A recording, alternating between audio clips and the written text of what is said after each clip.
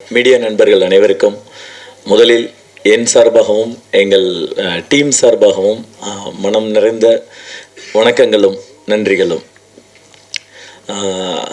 நான் பர்சனலாக சொல்லணுன்னா, எனக்கு புலிகேசியில் தொடங்கி இத்தனை படங்களாக என்னுடைய ஒவ்வொரு மொமெண்ட்டையும் என்கரேஜ் பண்ணி என்னை வாழ்த்தி என்னை இவ்வளோ தூரம் கூட்டிகிட்டு வந்தது மீடியா தான்.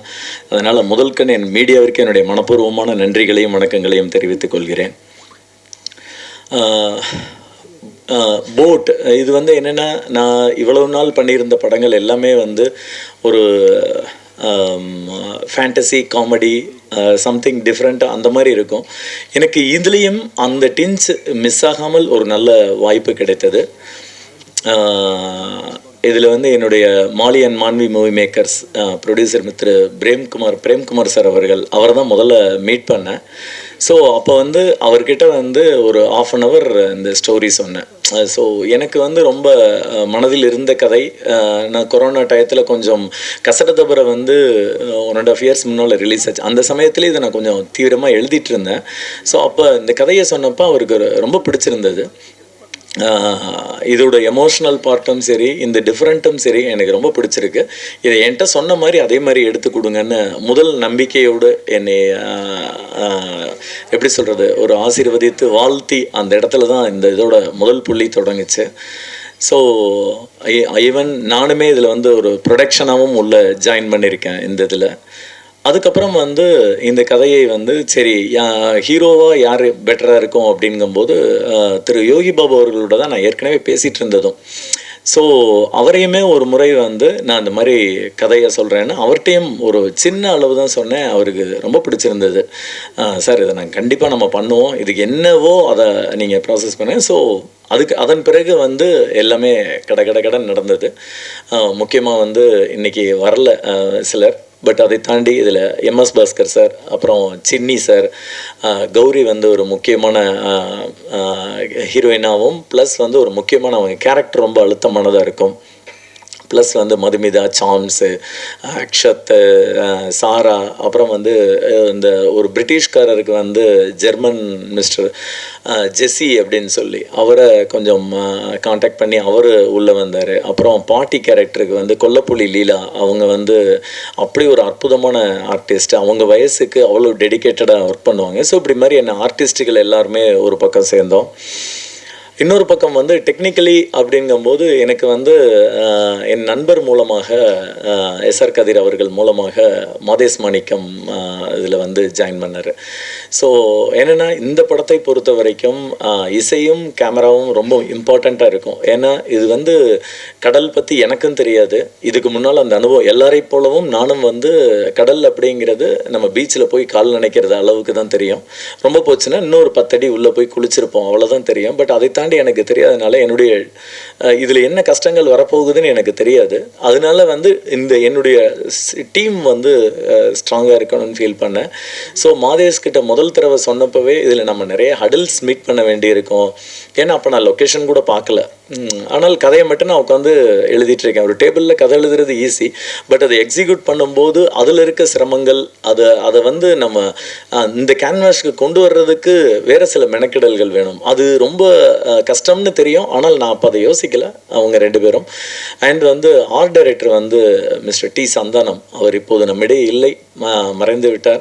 பட் அவர் தான் இந்த படத்துக்கான பேசிக் எல்லாத்தையுமே ஒரு மாதிரி ஸ்டார்ட் பண்ணி கொடுத்தது. And editor Dinesh Ponraj. So இப்படியான டீம் எனக்கு பக்கபலமாக இருந்தது. ஸோ அதுக்கு பிறகு ஒரு கட்டத்தில் இந்த கதையை எல்லாத்தையுமே முடித்தால் என்னென்ன கதைப்படி 3 நாள் அந்த போட் உள்ள கடலில் இருக்குது. ஸோ அப்போ காஸ்டியூமுக்கு வேலையே இல்லை, எல்லாருக்கும் சிங்கிள் காஸ்டியூம். அதை தான் நாங்கள் 2-3 பண்ணி அதெல்லாமே நஞ்சு தொஞ்சு போச்சு. அந்தளவுக்கு ஆர்டிஸ்டோட கஷ்டம் அவ்வளவு இருக்குது இதில். ஸோ ஒரு கட்டத்தில் ஸ்கிரிப்டை அடாப்ட் பண்ணிவிட்டு இதை கொண்டு போகணுன்னப்போ 1943 இதை பிளேஸை செட் பண்ணியிருந்தோம். ஏன்னா பொதுவாகவே ஹிஸ்ட்ரியில் நம்மளுடைய விஷயங்கள் எல்லாமே மறைக்கப்படுது அப்படிங்கிற ஒரு ஆதங்கம் எனக்கு உண்டு.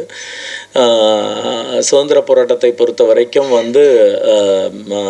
மும்பையையும் டெல்லியையும் சொல்கிற அளவுக்கு சென்னையும் கல்கத்தாவையும் அவங்க கண்டுக்கிறது இல்லை. பட் பரவாயில்ல, நம்மளுடைய ஹிஸ்ட்ரியை என்னன்னு பார்ப்போம் அப்படிங்கும்போது, அதுவும் குறிப்பாக வந்து செகண்ட் வேர்ல்டு வார் எடுத்துட்டோம்னா 1943 ஒட்டி நம்ம வந்து அந்த செகண்ட் வேர்ல்டு வாரில் இப்போ ஈவன் எடுத்த இங்கிலீஷ் ஃபிலிம்ஸில் எல்லாமே கூட நான் சொல்கிறது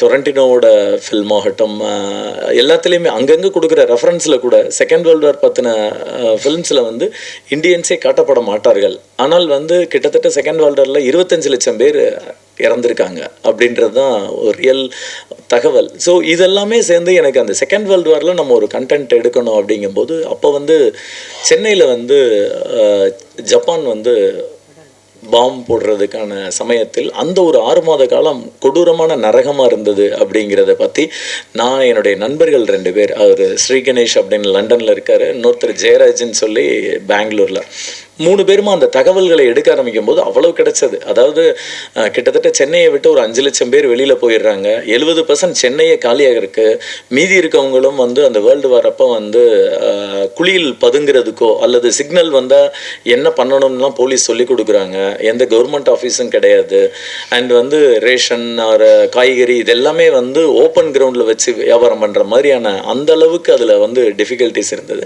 ஸோ இதெல்லாம் ஒரு மாதிரி அனலைஸ் பண்ணிவிட்டு இதை பண்ணலாம் அப்படிங்கும்போது, அந்த சமயத்தில் இருந்த போட் வந்து துடுப்பு போட், அது 80களுக்கு பிறகே நம்ம வந்து துடுப்பு போட்டு கிடையாது. ஸோ அந்த போட்டை வந்து சந்தானம் சார் தான் வந்து கிரியேட் பண்ணாங்க, எல்லா இடத்துலையும் தேடி கடைசியில் கேரளாவில் வந்து வல்லம் போட்டுன்றது கிடச்சது. அதுவுமே பின்பக்கம் கொஞ்சம் மாடிஃபை பண்ண வேண்டியிருந்தது. அப்புறம் ராமேஸ்வரத்தில் ஒரு போட், இது 2ஐயும் சேர்த்து அந்த போட் வந்து பண்ணோம். என்னென்னா எனக்கு எழுதும்போது நல்லா இருந்தது, அது ஒரு 10 பேர் உள்ளே உட்காந்தாலுன்னு, பட்டு எடுக்கும்போது தான் வந்து என்னை விட ஆர்டிஸ்ட் ரொம்ப கஷ்டப்பட்டாங்க. ஏன்னா நெருக்கி உள்ளே உட்காந்துருவாங்க, அவங்களால அசையக்கூட முடியாது. அதுக்கப்புறம் எந்த இடத்துல ஷூட் பண்ணலாம்னு கடல் தேடி கிட்டத்தட்ட தமிழ்நாடோட எல்லா கரைகளுக்கும் போனோம். ஃபைனலாக வந்து எங்களுக்கு திருச்செந்தூர் பக்கத்தில் உவரி அப்படின்ற இடம் வந்து ரொம்ப மேட்ச் ஆச்சு. ஸோ அந்த இடத்தில் கடைசியாக எங்களுடைய ஷூட்டை வந்து ஸ்டார்ட் பண்ணலான்னு. ஸோ ஷூட்டிங் வந்து நான் முதல்ல டேபிளில் எதிர்பார்த்த மாதிரியே ரொம்ப கஷ்டமாக இருந்தது.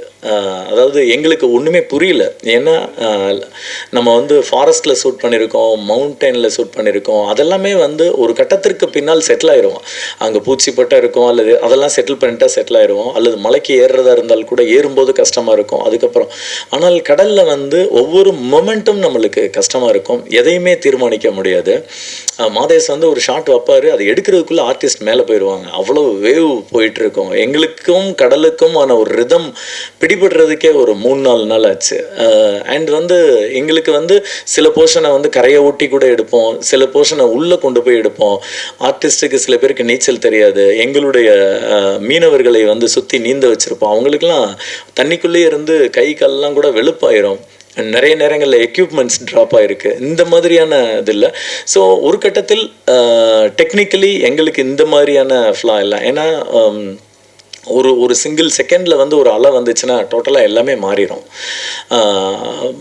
ஒரு சீன் பாதி எடுத்திருப்போம், அந்த லைட்டிங் அடுத்த 2 நாளைக்கு கிடைக்காது, திரும்ப லைட் மேட்ச் பண்ணுறதுக்கு வெயிட் பண்ணுவோம். இப்படியான கஷ்டங்கள் ஆர்டிஸ்டை பொறுத்த வரைக்கும் என்னென்னா, இது ஒரு ரொம்ப சேலஞ்சாக இருந்தது. எனக்கு வந்து உள்ளே போனாலே தலை சுத்தம் எல்லாருக்குமே.